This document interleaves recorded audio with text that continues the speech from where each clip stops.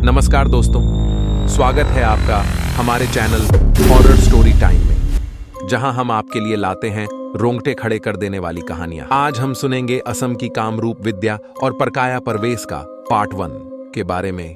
यह कहानी बहुत ही अलग होने वाली है। इस कहानी में डर का अनुभव होगा, साथ में तंत्र मंत्र की बहुत सारी जानकारी प्राप्त होगी। इस कहानी के लेखक हैं पंडित श्री अरुण कुमार शर्मा जी। दोस्तों, कहानी शुरू करने से पहले प्लीज मैं रिक्वेस्ट करता हूं, चैनल को सब्सक्राइब करके अपना प्यार जरूर दें। ईयरफोन लगा ले, चलिए शुरू करते हैं। कामरूप विद्या और परकाया प्रवेश कथा के पहले कामाख्या पीठ के संबंध में संक्षिप्त में कुछ विशेष बतला देना आवश्यक है। कामाख्या पीठ वास्तव में योनि पीठ है, इसलिए कि सती का अंग योनि यहां गिरा है। 51 महाशक्ति पीठों में यह अति सिद्ध पीठ समझा जाता है और यही कारण है इसके परम महत्व का।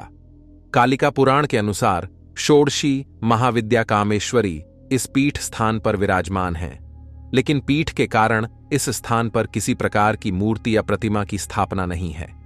सबसे महत्वपूर्ण बात तो यह है कि तंत्र की 10 महाविद्याएं भी यहां हैं स्थापित, लेकिन योनि रूप में, और यही कारण है कि अक्षता कुमारी कन्या के रूप में इन महाविद्याओं और स्वयं कामेश्वरी की पूजा अर्चना व अन्य तांत्रिक साधनाएं यहां होती हैं। अक्षता कन्या रूप महाशक्ति का मूल अभिव्यक्त स्थूल रूप है, जैसा कि तंत्र में कहा भी गया है, एयुएम सर्वविद्या स्वरूपा ही कुमारी नात्र संशय, एका ही पूजिता बाला सर्वं ही पूजितम भवेत।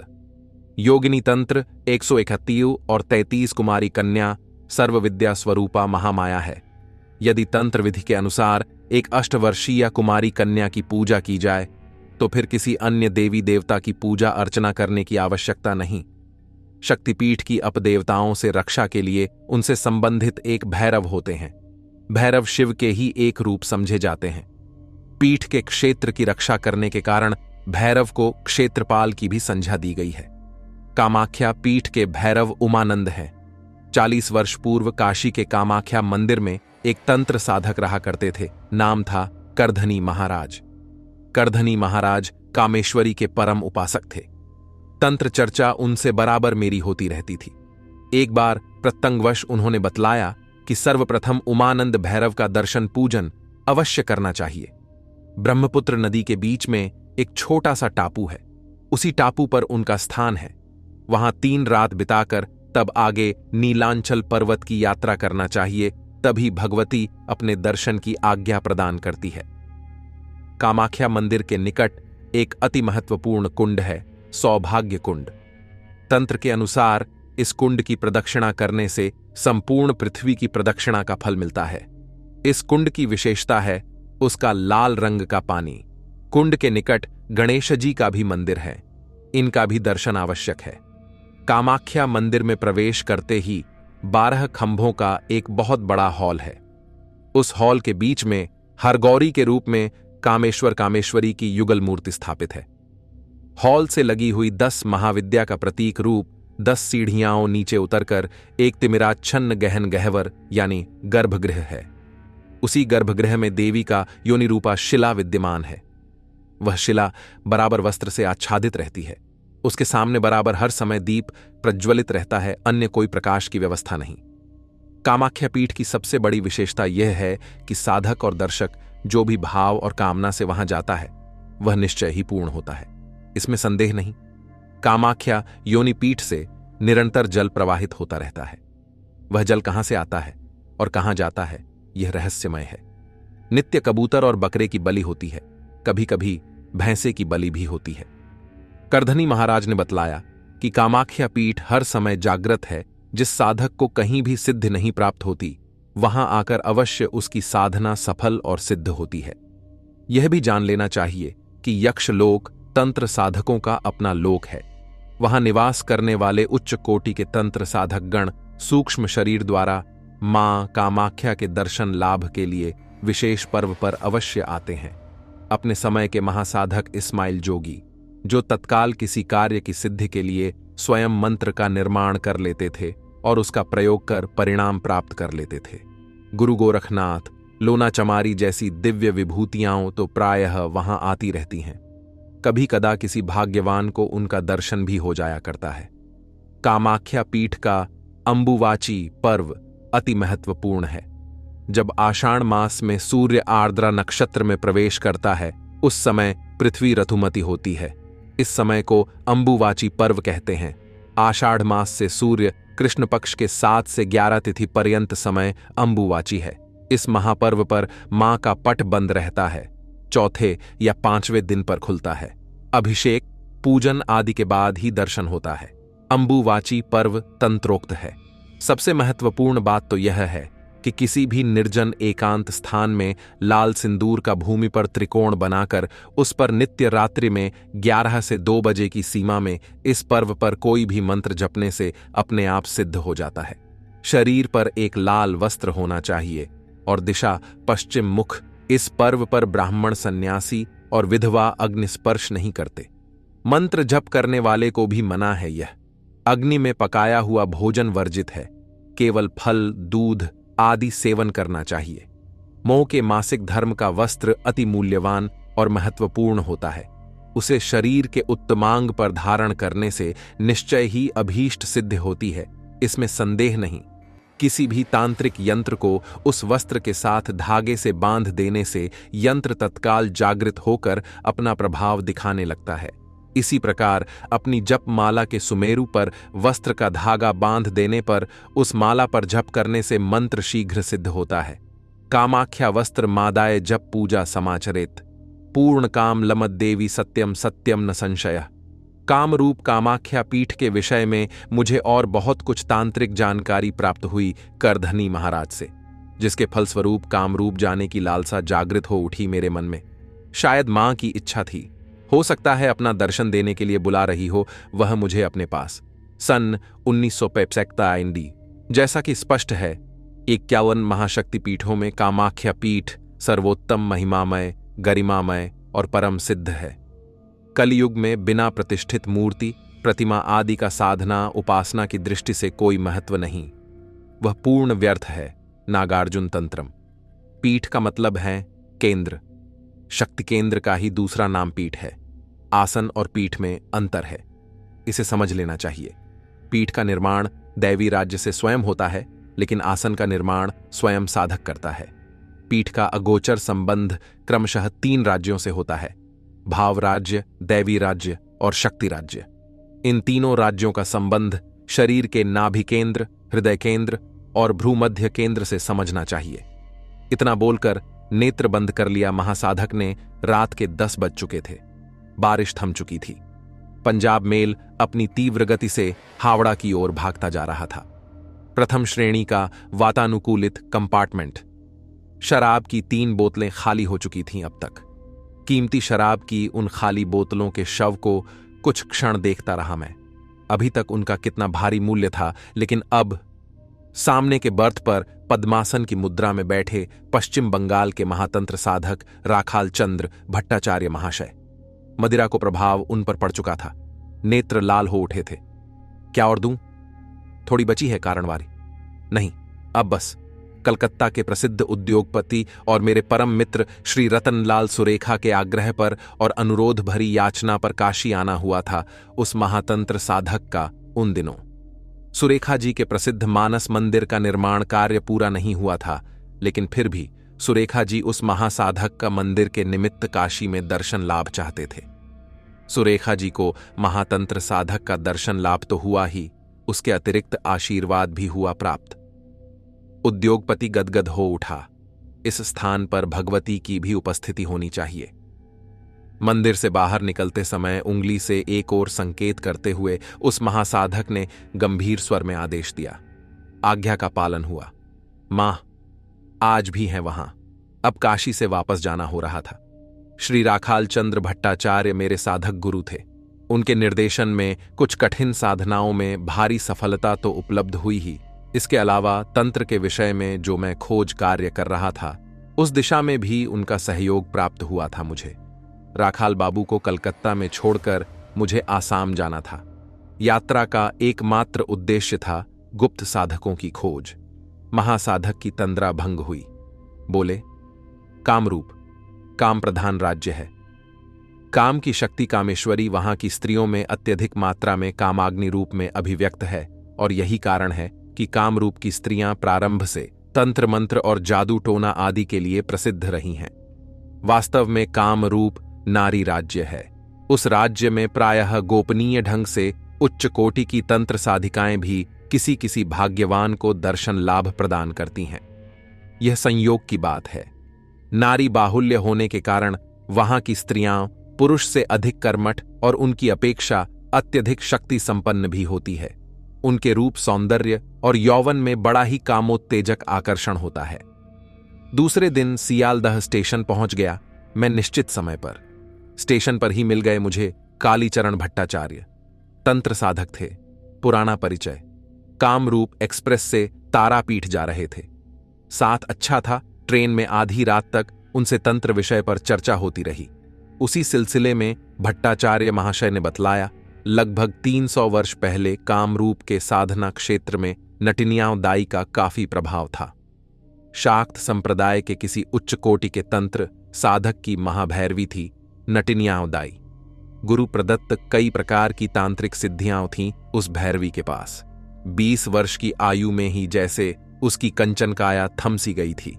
90 वर्ष की अवस्था में भी वह 20 की रूप यौवन संपन्न युवती थी। अगाध सौंदर्य और अगाध तंत्र शक्ति, खूब उपयोग किया दोनों का उसने। अपार मानसिक शक्ति की स्वामिनी थी नटिनियाम दाई, इसमें संदेह नहीं। शरीर में न रहते हुए भी वह मानवीय शरीर के अतिरिक्त किसी भी शरीर में प्रकट हो सकती है, पशु हो या पक्षी, जिसे देखकर प्रसन्न हो जाती है और उससे उसे पूर्ण तृप्ति मिल जाती है, तो समझिए भाग्य खुल गया। शायद आपको ऐसा अवसर मिले। यह कहकर हंसने लगे हो होकर भट्टाचार्य महाशय। जाने क्यों और कैसे मन अशांत हो उठा। मेरा आसाम की भूमि पर पैर रखते ही गुवाहाटी में मेरे एक परिचित थे, उन्हीं के यहां सारा सामान रख कर निकल पड़ा अपने उद्देश्य और लक्ष्य को साकार करने के लिए आसाम के घने जंगलों, पहाड़ों और सुनसान घाटियों की ओर। साथ में एक सर्वोदयी झोला और उस झोले में गुड़, नमक, चने और अन्य दैनिक उपयोगी की चीजें। हां, एक डायरी और कलम भी। परिचित से कहा, कब वापस लौट कर आऊंगा यह कोई निश्चित नहीं है। वह चिंता नहीं करेंगे। कार्तिक का महीना था, हल्की हल्की ठंड पड़ने लगी थी। अशांत तो था ही। आसाम की मनोरम छटाएं और उसके प्राकृतिक दृश्य भी मेरे अशांत मन को किसी भी तरह शांति नहीं दे पा रहे थे। ऐसा लगता था कभी कभी कोई काफी दूर से मेरा नाम लेकर करुण और आर्द्र स्वर में पुकार रहा है मुझे, लेकिन कौन पुकार रहा है यह समझ में नहीं आ रहा था। शायद मेरी अशांति का एकमात्र यही कारण रहा होगा। पूरे 1 महीने से पागलों की तरह घने जंगलों, वीरान सुनसान इलाकों और बीहड़ पर्वतीय दुर्गम स्थानों में घूम रहा था मैं। दोपहर हो चुकी थी, हवा में नमी थी। कई दिनों का भूखा प्यासा और थका था मैं। चला नहीं जा रहा था मुझसे उस समय। विचलित हो उठा था मेरा शरीर और मस्तिष्क भी। क्या करूं, कहां जाऊं? और तभी सुदूर एक छोटा सा गांव दिखलाई दिया मुझे। सिर उठाकर ध्यान से देखा, कई छोटी छोटी झोपड़ियां थी वहां। किसी प्रकार अपने आप को घसीटता हुआ उस गांव के करीब पहुंचा मैं। तब तक सांझ हो चुकी थी। आसाम में सूरज जल्दी डूबने लगता है और सांझ भी जल्दी ही घिरने लगती है। कमजोरी के कारण मुझे चक्कर आ रहा था, पैर लड़खड़ाने लगे थे और कब गिर पड़ा मैं चक्कर खाकर पता ही न चला मुझे। यहां थोड़ा यह बतला देना आवश्यक है कि उस समय तक लगभग 40 वर्षों से जादू टोना, तंत्र मंत्र, भूत प्रेत और उनके जानकार तांत्रिकों की खोज में असीम कष्ट उठाया है मैंने। कल्पनातीत कष्टों का सामना करना पड़ा है मुझे। कई बार तो मरते मरते भी बचा हूं मैं। बहुत कष्ट दिया है मैंने शरीर को। इस सिलसिले में बंधु आप कभी सोच भी नहीं सकते। मैं तो आपको परामर्श देता हूं कि बिना सोचे समझे और परखे जादू टोना और तंत्र मंत्र के चक्कर में न पड़े और अपने आप को इन सब का जानकार कहने वाले ढोंगी और पाखंडियों के मायाजाल में भी न फंसे आप। बड़ी दुर्दशा होगी, बदनामी होगी, पैसा भी निकल जाएगा आपके हाथ से। इसलिए यह निवेदन किया है कि आजकल चारों ओर इनकी भरमार है, चारों ओर इनका प्रचार प्रसार है, चारों ओर इनके मन को आकर्षित करने वाले बड़े बड़े विज्ञापन हैं। समझ गए ना? हां, तो जब मेरी चेतना लौटी तो मैंने अपने आप को एक बड़ी सी झोपड़ी के अंदर खूब साफ सुथरे कमरे में मुलायम बिस्तर पर पड़ा हुआ पाया। मुझे गौर आश्चर्य हुआ। ये सब कैसे? यहां कैसे पहुंचा? कौन लाया मुझे? कमरे में हल्की रोशनी हो रही थी। लेटे ही लेटे चारों ओर सिर घुमाकर देखने लगा मैं, और तभी किसी के कोमल हाथ का स्पर्श हुआ अपने माथे पर। हे भगवान, कितना सुखद स्पर्श था वह। थोड़ा सा सिर उठाकर देखा तो देखता ही रह गया मैं। एक अत्यंत षोडशवर्षीय सुंदरी मेरे सिरहाने खड़ी मुस्कुरा रही थी, मंद मंद। एक ही पल में मेरा सारा कष्ट, सारा दुख और सारी वेदनाएं समाप्त हो गईं एक बारगी। नारी के मंद मंद मुस्कुराहट में कितना जीवंत प्राण रहता है, इसका अनुभव पहली बार हुआ था मुझे उस समय। मुझे चैतन्य देखकर प्रसन्न हो उठी वह किशोरी। एक बार वक्र दृष्टि से मेरी ओर देखा, फिर हल्के से हंसी और हुलसकर बोली, तुम भूखे हो ना? ठहरो, अभी खाना लाती हूं मैं। और यह कहकर बाहर चली गई वह। उसके चलने से पैरों के पायल की रूंझुन ने मेरे मन को मोह लिया। अद्भुत रूप सी थी वह, इतनी सुंदर, इतनी कोमल और इतनी स्निग्ध कि वर्णन करना कठिन ही है मेरे लिए शब्दों में। किसी कवि की कविता सी थी वह रूप सी। बस यही इच्छा होती थी कि उसे अपलक निहारता रहूं। लगता था जैसे प्रकृति का सारा सौंदर्य भी उस बाला के उज्ज्वल स्वरूप के सामने तुच्छ था। एक विलक्षण आकर्षण था उसके अपरूप सौंदर्य में। अब मैं यह सोचकर व्याकुल होने लगा था कि कुछ समय या दिनों के बाद इस अगाध सौंदर्य को छोड़कर जाना पड़ेगा। उन क्षणों में ही मुझे ऐसा प्रतीत होने लगा था कि उसे देखे बिना मैं एक पल भी जीवित न रह सकूंगा। जब हिरनी सी कूदती और छम छम पायल बजाती हुई वह लौटी तो उसके हाथ में चमचमाती हुई थाली थी भोजन की। मेरे सामने थाली रखकर बोली, लो पहले भोजन कर लो, फिर बातें होगी। जैसे बहुत ही मधुर संगीत गूंज उठा हो। मैं मंत्र मुग्ध सा उसे देख रहा था और देखता ही रह गया। क्या हो गया था मुझे? मेरी प्रबल मानसिक शक्ति को लकवा मार गया था, विवेक जैसे खो गया था मेरा। एकाएक वह लजा उठी, कणखियों से देखकर बोली, क्या देख रहे हो? उसके इस प्रश्न से चौंक पड़ा। मैं एक बारगी, मैं कहां हूं और तुम कौन हो? युवती ने संक्षेप में बतलाया, तुम जंगल में बेहोश पड़े थे। मेरे बाबा ने देखा तो तुमको उठा लाए। मुझे भूख तो नहीं है, मैंने संकोच से कहा। तुम तो भूख प्यास के कारण ही बेहोश हो गए थे और अब कहते हो कि भूख नहीं है। मीठी झिड़की देकर मुस्कुराई वह और अपने हाथ से जबरदस्ती खाना खिलाने लगी मुझे। तुमने अपना नाम नहीं बतलाया। मेरा नाम लाजो है और तुम मेरे घर पर हो। तुम बड़ी वो हो। मैं जाने क्या कहना चाहता था पर जुबान लड़खड़ा गई। क्या? सुंदर, बहुत सुंदर, मेरे मुंह से अनायास ही निकल गया। कितनी? उसके प्रश्न में अल्हड़ता थी। चांद से भी गोरी और फूलों से भी कोमल। मैं भावुकता में कह गया, ऐसा भी कोई हो सकता है भला? और वह हंस पड़ी। कितनी सरल हंसी थी वह। उस समय मुझे आश्चर्य हुआ था कि इतनी सरल हंसी भी हो सकती है, पर कितना मूर्ख था मैं। कामरूप की नारी का प्रभाव था वह क्या। इतनी आयु में एक युवती की ओर आकर्षित। लाजो को लेकर मैं भविष्य के रंगीन सपनों में डूब गया। सचमुच आत्मा की गहराई से मैं उससे प्रेम करने लगा था, मगर मेरा विचार और मेरी धारणा कितनी भ्रमपूर्ण थी। लाजो वैसी नहीं थी जैसा मैं समझ रहा था। नहीं, लाजो ने मुझे धोखा नहीं दिया, बल्कि मैं स्वयं अपने आप से धोखा खा गया। उस समय मेरी आयु ही क्या थी? 40 के पेट में था, लाजो के पिता की आयु के बराबर। पागलपन ही तो समझा जाएगा इसे। लेकिन उस आयु में भी रंगीन सपने देखने लगा था मैं। वैसे मानव जीवन ही ऐसा जीवन है जिसमें विभिन्न प्रकार की स्त्रियों का आना स्वाभाविक है, लेकिन लाजो के रूप में साक्षात देवकन्या जैसी युवती इसके पहले नहीं आई थी मेरे जीवन में। सचमुच हृदय में पहली बार प्रेम की तरंगें उठ रही थीं। उस समय लाजो के सिवाय मेरे सामने और कुछ नहीं था। वह मेरे रोम रोम में बस चुकी थी। हे भगवान, कैसी सोच थी! मैं उससे विवाह करना चाहता था। गृहस्थ होते हुए भी फिर से सुखी गृहस्थी बसाना चाहता था। लाजो तो मुझे पाकर जैसे पागल ही हो उठी थी। पहली रात को ही उसने अपना तन मन दोनों समर्पित कर दिया मेरे सामने। उस समर्पण में कुछ विशेषता थी, कुछ विचित्रता थी और कुछ था भौतिकता से परे भी। पर वह क्या थी ये मेरी समझ में नहीं आया उस अवस्था में।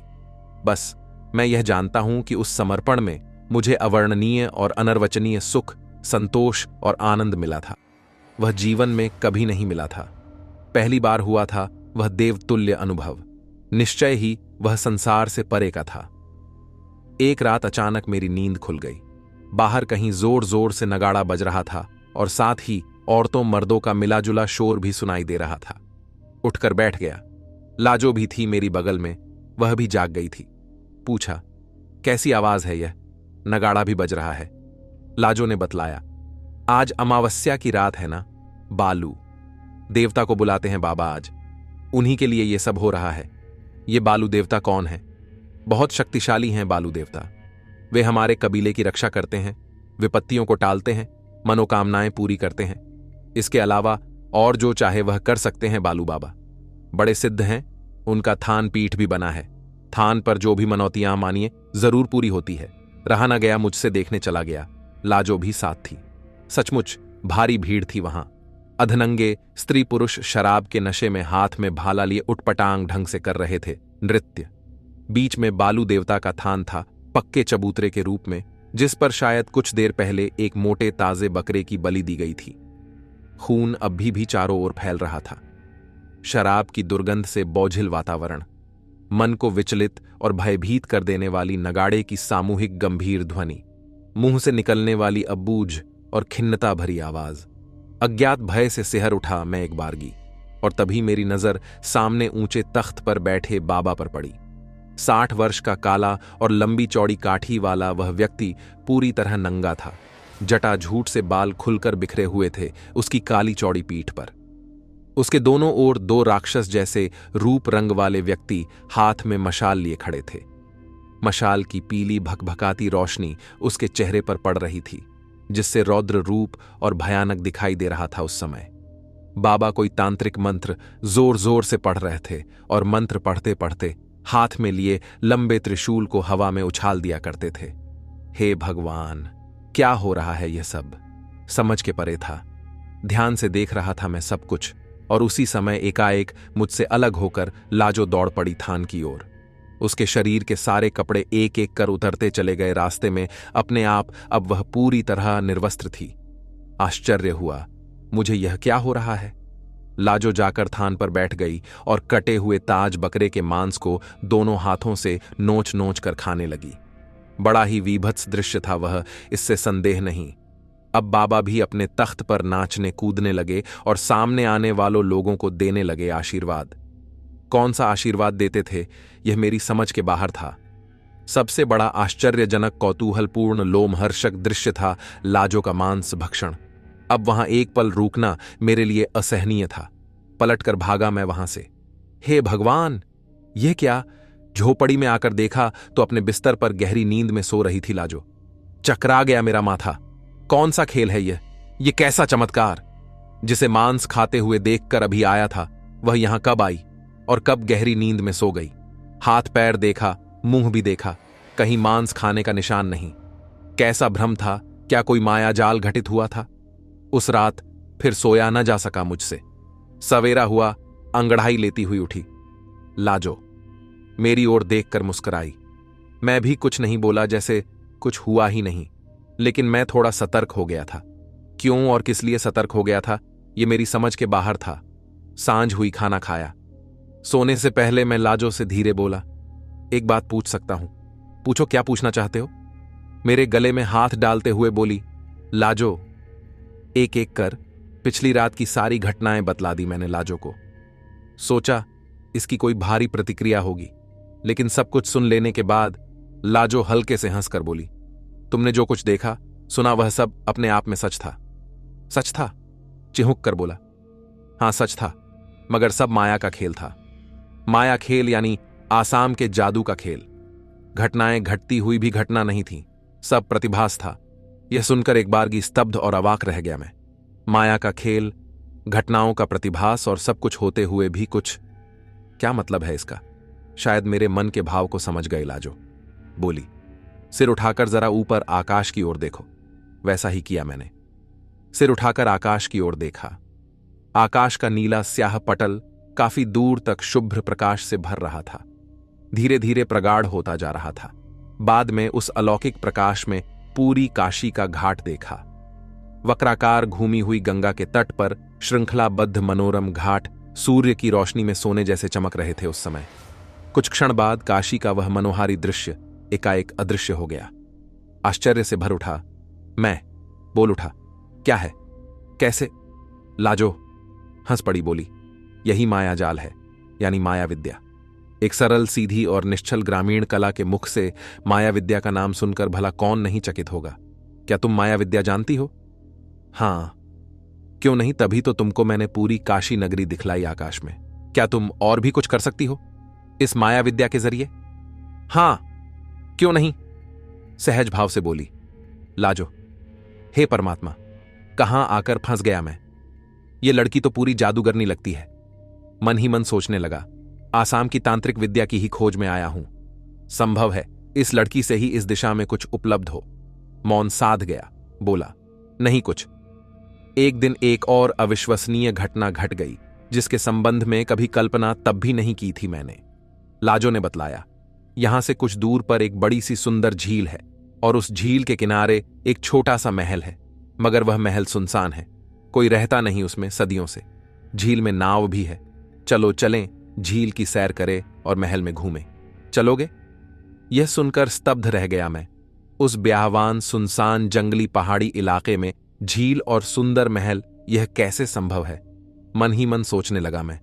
बोला, क्या तुम सच कह रही हो? हां, तब क्या झूठ? लाजो हुलस करम बोली, चलना हो तो चलो, मैं तो जाती हूं। यह सुनकर भला करता क्या मैं? मन में उत्कंठा थी, मन में अकल्पनीय को साकार देखने इच्छा भी थी और साथ ही विवशता भी। जाना पड़ा। दोपहर ढलने वाली थी। नीलांचल पहाड़ के पीछे सूरज अब छिपने ही वाला था। वीरान सुनसान घाटी को पार करने में ही कुछ अधिक समय लग गया। अंत में पहुंचा। झील के किनारे काफी लंबी चौड़ी था वह झील। नीला स्वच्छ पानी, चारों ओर गहरा सन्नाटा पसरा हुआ था। पानी के ऊपर जंगली पक्षी पंख फैलाए उड़ रहे थे। न जाने कैसे और कब एक बड़ी सी नाव आ गई किनारे। अपने कोमल हाथों से मेरा हाथ थामकर हौले से बैठ गई लाजो और मुझे भी बैठा लिया नाव पर।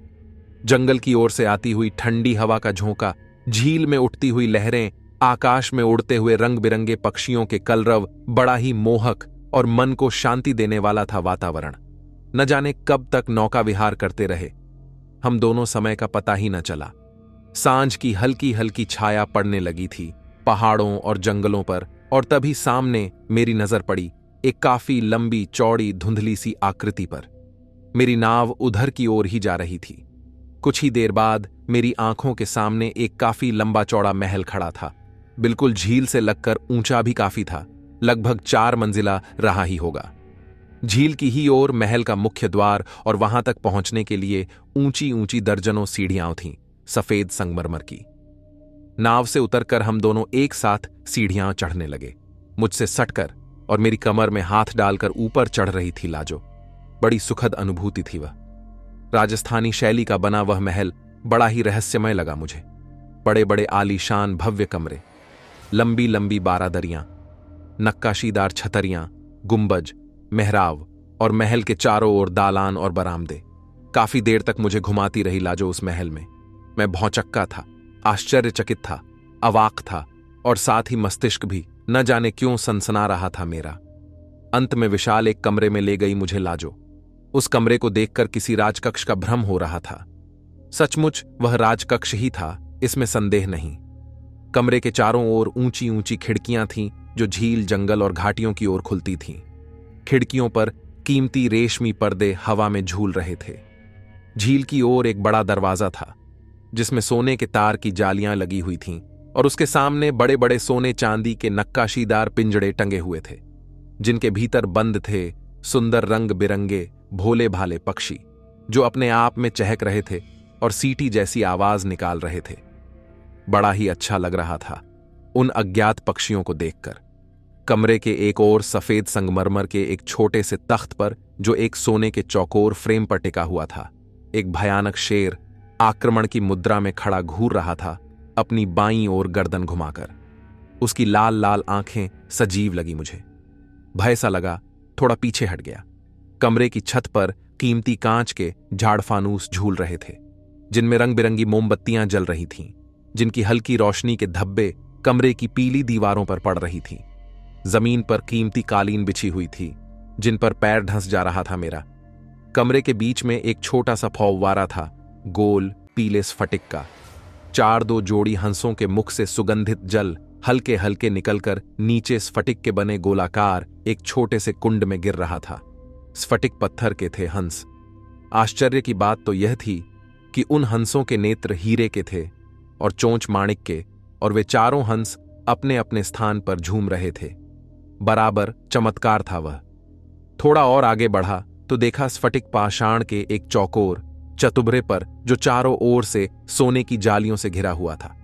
रंग बिरंगे रेशमी वस्त्र पहने सोने चांदी की पुतलियां नृत्य कर रही थीं चारों ओर घूम घूम कर। पुतलियों के नृत्य का संचालन स्वयं हो रहा था। बड़ी सजीव लग रही थी वे। उनकी ऊंचाई 6 से 8 इंच रही होगी और संख्या रही होगी 1 दर्जन से शायद अधिक।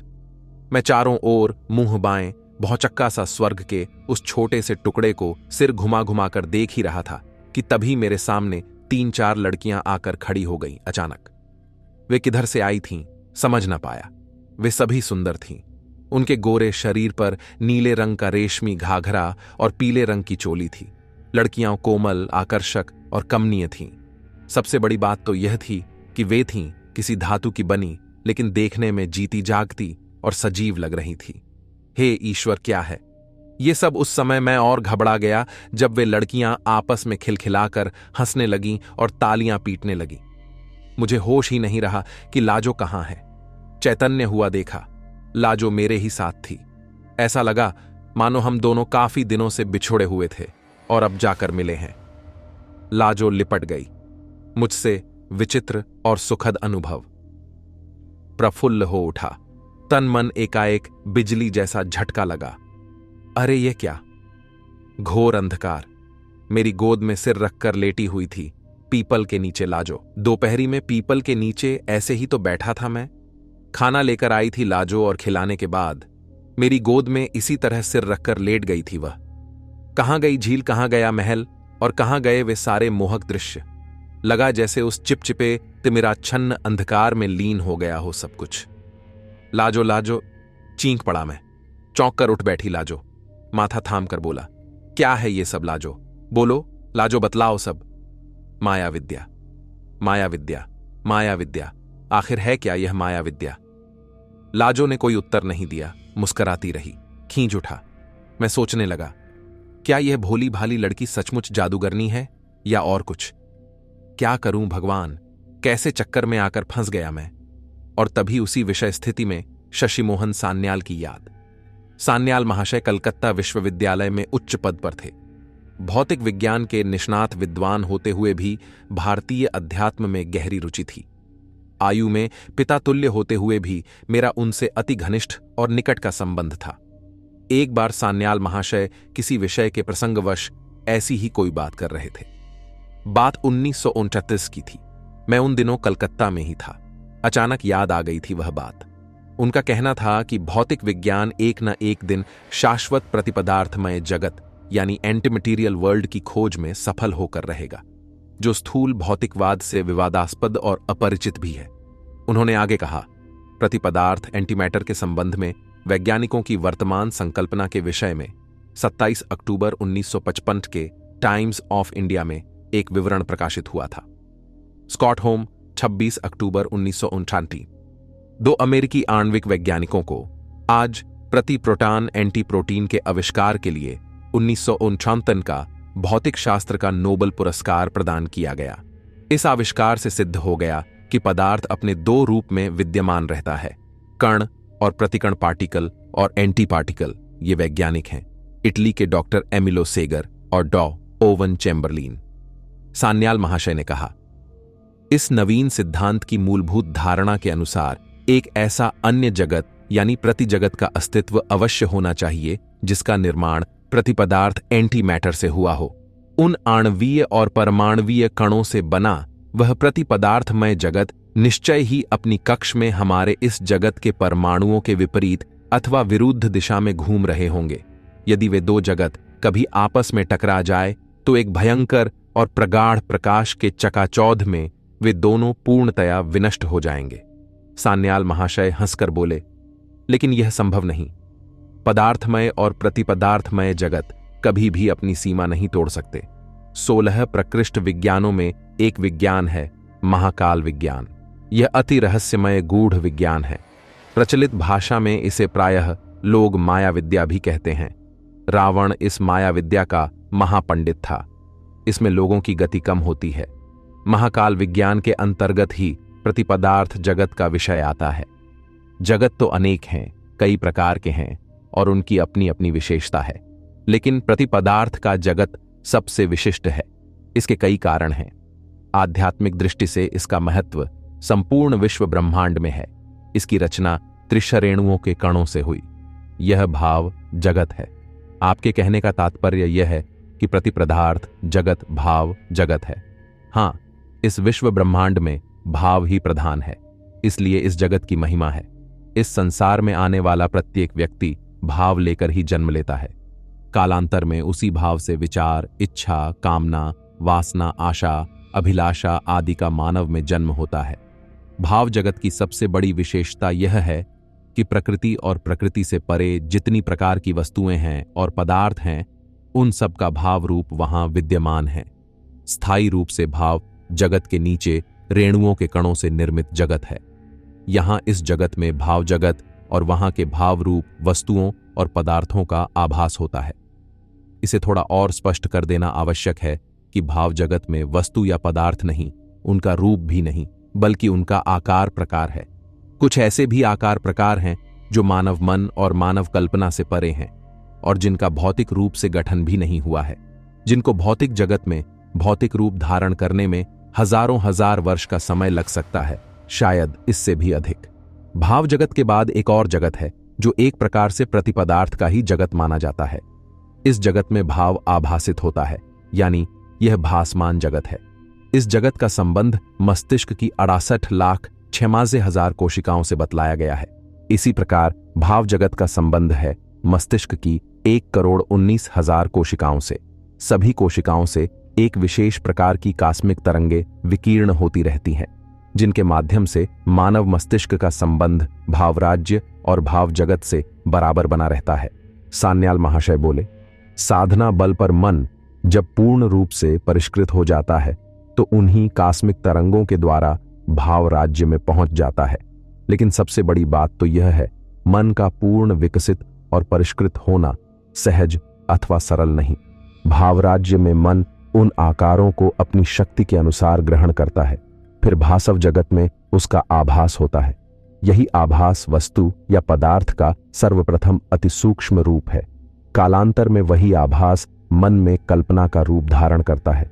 यदि कल्पना ठोस और स्थायी है तो वह आकार विचार के क्षेत्र में आकार वैचारिक रूप धारण कर लेता है, फिर समयानुसार कर्म की सहायता से भौतिक रूप में होता जाता है परिवर्तित। महाकाल विज्ञान के अनुसार विचारों का भी अपना जगत है, जो परमाणु के अनुसार विचारों का भी अपना जगत है।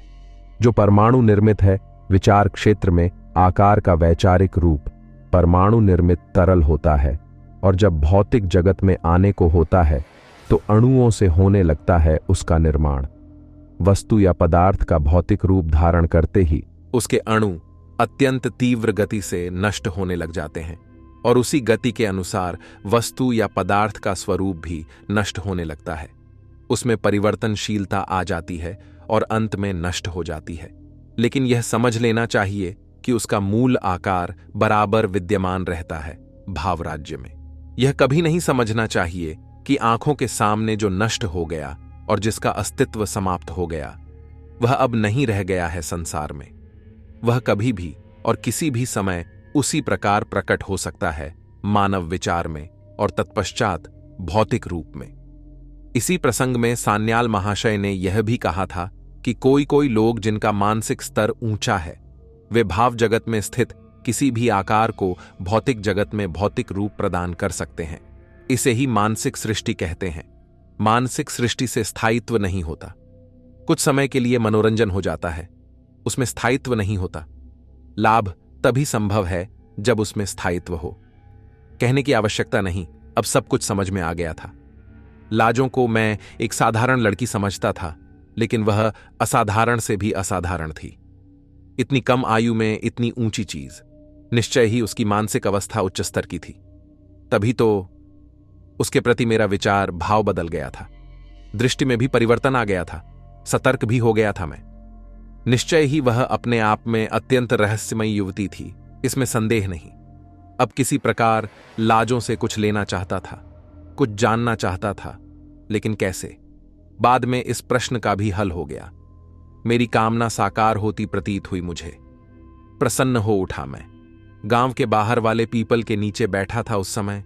शायद कुछ सोच रहा था। उसी समय उछलती कूदती इठलाती आ गई लाजो। खिलखिलाकर हंसते हुए मेरे गले में अपना हाथ डाल दी उसने। बोली, अगली पूर्णमासी की रात को उसके बाबा हम दोनों की शादी कर देना चाहते हैं। जानते हो, शादी के बाद बाबा की सारा जमीन, जायदाद और घर मकान मुझे ही मिल जाएगी। लाजो के बाबा 3-4 गांवों के चौधरी थे और ओझा भी। नागांव से भी उनका अच्छा खासा मेलजोल था। मेरी प्रसन्नता का ठिकाना न रहा। लाजो मुझे इतनी सरलता से मिल जाएगी, मुझे इसकी कल्पना तक नहीं थी। मुझे लाजो के पाने का कम और उसकी विद्या पाने की अधिक प्रसन्नता थी। पत्नी बन जाने के बाद बड़ी सरलता से मुझे सब कुछ बतला देगी वह, इसमें संदेह नहीं। मैं अपनी जगह प्रसन्न था और लाजो अपनी जगह मग्न। हम दोनों पहाड़ियों की सैर करते, प्रेम के गीत गाते और हिमालय के उत्तुंग शिखरों की शुभ्र छटा का आनंद लूटते। तांत्रिक सिद्धियां प्राप्त करने के लिए सब कुछ करने को तैयार था मैं। लाजो जो कहती वह मैं करता। तांत्रिक सिद्धियों को पाने के लिए बस चलता तो आकाश से तारे भी तोड़कर ला सकता था मैं लाजो के लिए। पूर्णमासी के 2-3 दिन रह गए थे। लाजो अपनी शादी के कामकाज में व्यस्त थी। मैं अकेला ही पहाड़ों की ओर घूमने चला गया था। मन पुलकित था। फागुन का महीना था। आसाम और बंगाल का प्राकृतिक सौंदर्य अपने यौवन पर था। शीतल वायु के झोंके मन को मोह रहे थे। रंग बिरंगे फूल अत्यंत भले लग रहे थे और भीनी भीनी सुगंध से गमक रहा था सारा वातावरण। मेरी दृष्टि ऊपर बर्फ से ढकी एक पहाड़ी की ऊंची चोटी पर जम गई थी। डूबते हुए सूर्य की किरणों ने वहां सुनहरी छटा बिखरा रखी थी।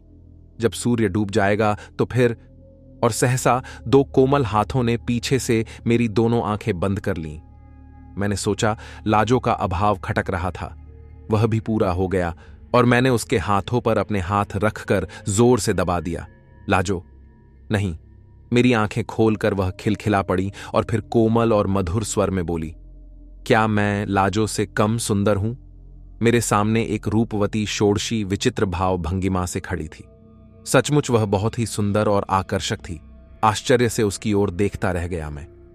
एकाएक उसने मेरे गले में बाहें डालकर पूछा, मुझसे शादी करोगे? हे भगवान, यह दूसरी विपत्ति नियति कहां से आ गई? हतप्रभ हो उठा मैं। सहसा कुछ बोला ही नहीं गया मुझसे।